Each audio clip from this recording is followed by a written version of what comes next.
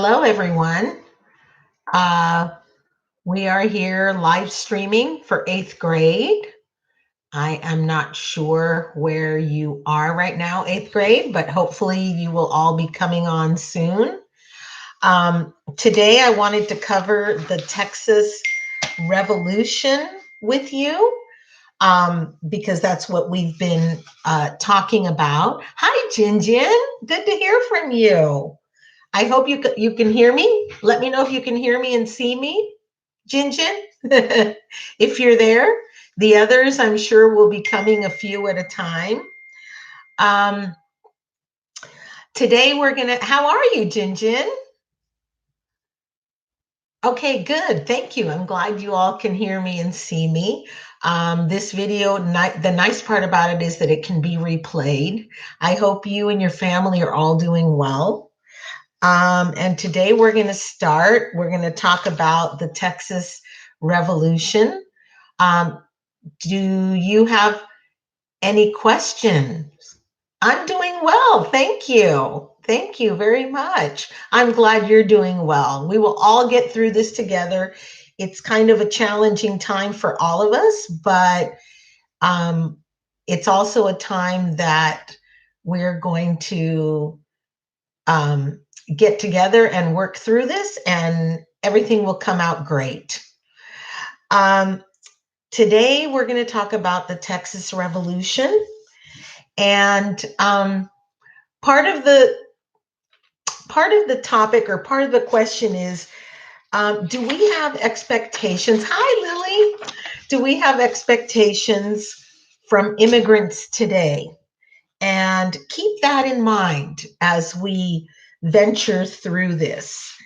First of all, when talking about Texas, the Spanish had been in the Americas since Columbus in 1492. Hi, Jack. Um, since 1492, Spain owned a large part of North America, including Texas. And we know the Spanish also were in California, and we know about the Spanish culture and all the names that we have here, even. Hola, Gavin. Um, all the all the names that we have here: Sepúlveda, Palos Verdes, La Ciénega. La Ciénega means the swamp. And actually, when it rains, La Ciénega is very susceptible to flooding. So cool. All right, the spectacular Spider-Man is Nick. Who is toxic? Is that you, Kyle? Hello, greetings, Kabir. How are you? I miss you guys so much. I want my hugs and I want to see you and I want to talk to you in person, but we can't right now. Okay, Kyle, yes, toxic. You are not toxic, but your name on this chat is toxic. All right. Gotcha. Hi, Kaya. Haven't heard from you in a while. I'm so glad you guys are all tuning in, and I'm so glad. I'm hoping everyone is keeping safe and well and following the governor's orders with social distancing and so forth. It's a challenging time for all of us, but I really think it'll make us all stronger. It will unify us. Remember, as we study in history, sometimes problems are problems that we can't avoid, but the good thing that comes out of it is our new ideas, and people get together, they work together, and they put forth their best efforts helping each other and helping the cause. Anyway, I'm glad to see so many of you. This can be replayed, which is the good thing. All right, so we were talking about Spain and how they were here first, and the Spanish settled Texas. The Spanish attempted to settle Texas by building missions, just like they did in California. And the Spanish had effectively used this mission system also in Mexico. Hi, Julia. Hi, Natalie. Hi, Brooke. glad to hear from all of you. Um, they built 24 missions, but despite the Spanish hopes, the mission system failed and their towns in Texas never flourished. Hi, Bella. Native Americans rejected the mission life. where they were expected to give up their culture as well as their religion in Texas.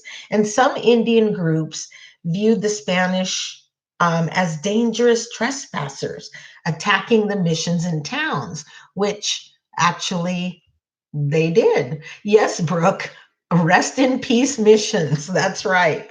The system was built to convert the Indians. Hi, William. Hola, ¿cómo estás? Um, and to thwart French claims. In 1762, France ceded to Spain much of its land claim in North America. By 1800s, Spain still claimed Texas, but had only 3 settlements in the region.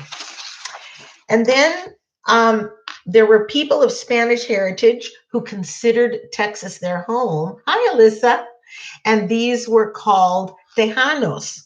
And only about in 1821, only about 4,000 Tejanos lived in Texas. The Spanish government tried to attract Spanish settlers to Texas, but very few came.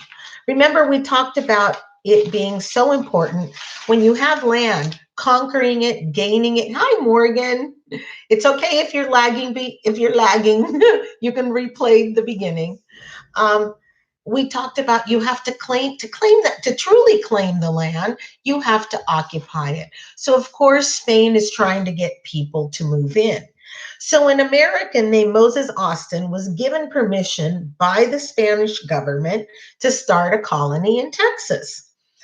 All Americans had to do was follow Spanish laws, which they actually did not. Moses died in 1821, so his son Stephen Austin, who Austin, Texas is named after, took over. And in 1821, Mexico won independence from Spain. That was huge because Mexican independence changed Texas.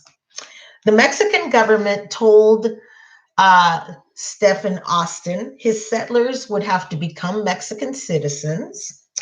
They would become members and actually converts to the Roman Catholic belief, and they would learn Spanish and also not bring slaves into the area. Between 1821 and 1827, Austin attracted close to 300 families to his new settlement. The success of Austin's colony attracted more land speculators and settlers to Texas from the United States.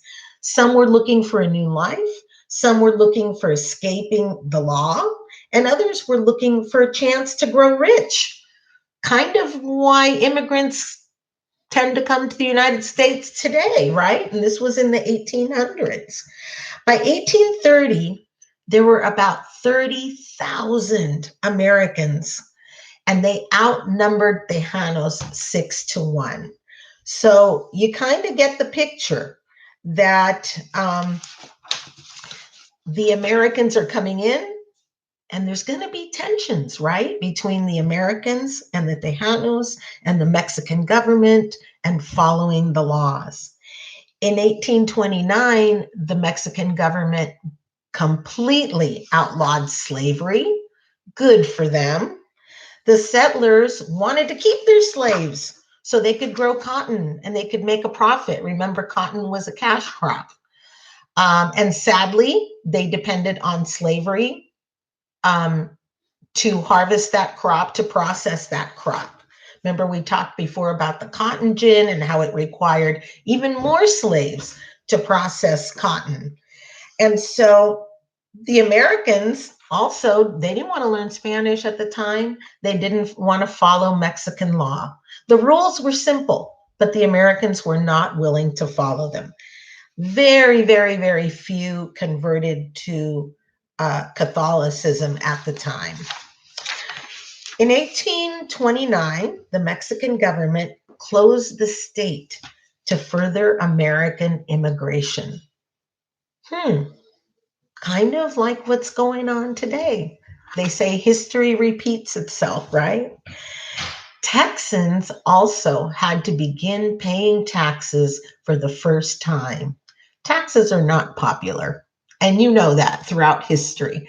And when rulers want to get more money, sometimes they want to punish people for not having the same beliefs as they do.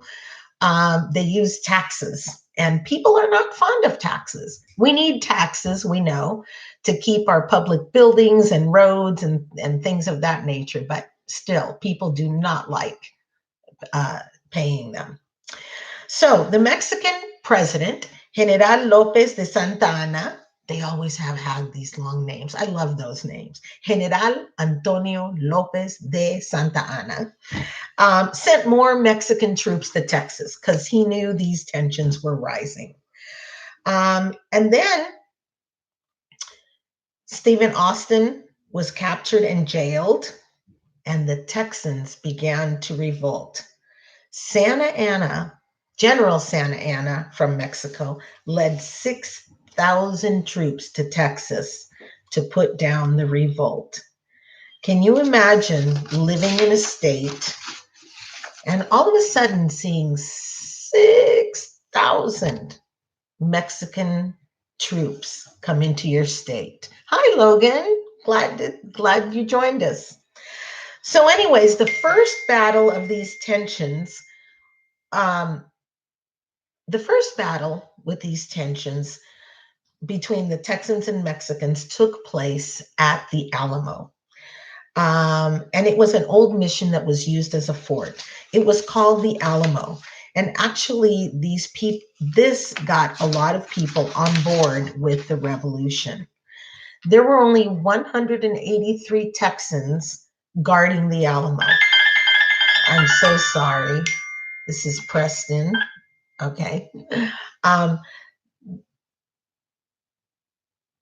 so I'm sorry, we left off that there were only 183 Texans guarding the Alamo. Hi, Kate. Hi, Casey. And the Mexican army had 1,800 men. The Texans held and guarded the Alamo for 12 days. On the 13th day, yes, again, here we go with the number 13. On the 13th day, Santa Anna ordered his men to storm the fortress. When it was all over, all but 5 Texans were dead. Some of the men not killed in the battle were then executed by General Santa Anna. The Texans were shocked by the slaughter at the Alamo and vowed to fight for their freedom. Remember when we were talking about the American Revolution, and in Boston they had that snowball fight, and some of the colonial soldiers took out a gun and killed people, and that helped the cause of the revolution. This is the same thing. When General Santa Anna and his men stormed and killed all those people at the Alamo, it kind of encouraged people to revolt. So Santa Anna's army continued to defeat the Texan rebels. Prisoners were held in the Presidio at Goliad. And after Mexican soldiers executed 340 prisoners at Goliad, Houston retreated to the east with his poorly trained army. Word of Houston's retreat and the news of the Goliad massacre, you can imagine, it started a panic. In what would be called the runaway scrape, thousands of Texans, including Tejanos, fled Santa Anna's advancing army. Santa Anna's army followed Houston's forces to San Jacinto, where Houston managed to take the Mexican army by surprise. The Texans shouted, "Remember the Alamo! Remember the Alamo!" And they won a quick victory. Thank you, Lily, for the thumbs up. The captured Santa Anna was forced to sign the treaties of Velasco, ending the war. Mexico had to withdraw its troops and recognize the independence of Texas. But problems with Mexico continued with the Republic of Texas. And General Santa Anna, remember, surrendered to Houston. Also, Houston, Texas is named after Sam Houston.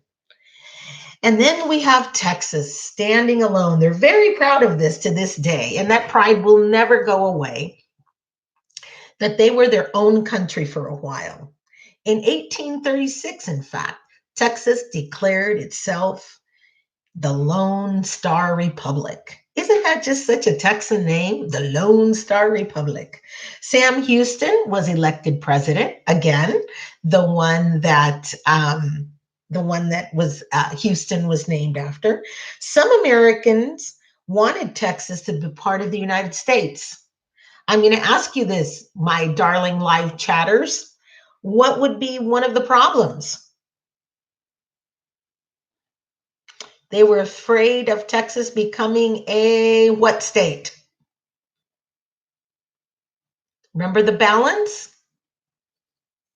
Thank you, Kabir. Thank you, Kyle. They were afraid of Texas becoming a slave state. They did not want to. They did not want to. Thank you, Bella, and they did not. Thank you. You guys are all coming in now. Thank you. They did not want to disrupt that balance, and they were afraid of Texas becoming a slave state. Others of war with Mexico. Actually, dun dun dun dun dun. Both would eventually happen. Okay, my darlings. I leave you for today. This was it for class today. Tomorrow, I would like you to read pages 496 to 500. We're going to read a little bit about the Lone Star Republic. And please stay safe. I miss and I love all of you. Hi, Hannah. I just saw you up there. And if you need to review, you can always replay this stream on my YouTube channel, which is cool. Thank you. You're welcome, Jinjin. Thank you, guys. I miss you so much. Like I said, these are challenging times for all of you and for all of us. No homework tonight, Bella.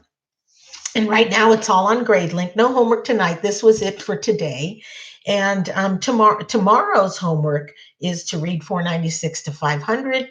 But for today, we're good. Thank you, Jinjin. I will. We all need to stay safe. Oh, thank you, Lily. Miss you guys so much. Okay, well, take care, be safe, and I love you. And if you have any questions about anything, feel free to email me anytime. Okay, guys.